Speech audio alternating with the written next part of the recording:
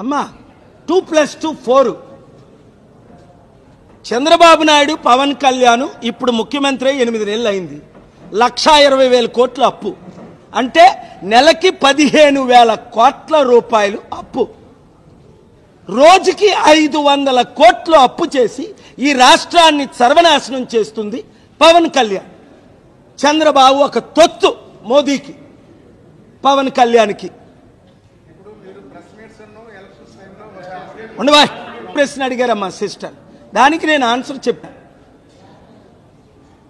నాగబాబు ఏమంటాడు, Pawan కళ్యాణే back bone ఆడు దేశానికి.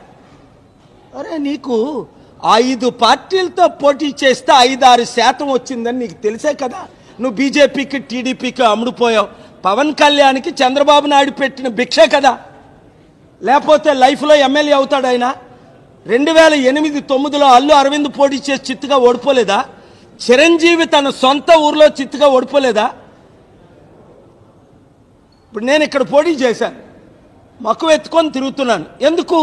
ఈవీఎంల ద్వారా ఎలక్షన్ ట్యాంపర్ అయింది. ఈ మహానుభావుడు భరత్కి ఆయన అందాన్ని చూసి ఎవడు 9 లక్షలు ఓట్లేయలేదని తెలుసు. వాళ్ళు ఈవీఎంలు ట్యాంపర్ చేసుకున్నారని నేను రుజువు చేశాను సుప్రీంకోర్టులో. మాట్లాడలే. ఈవీఎంలు ట్యాంపరింగ్ లైవ్లో పెట్టమన్నారు. చేత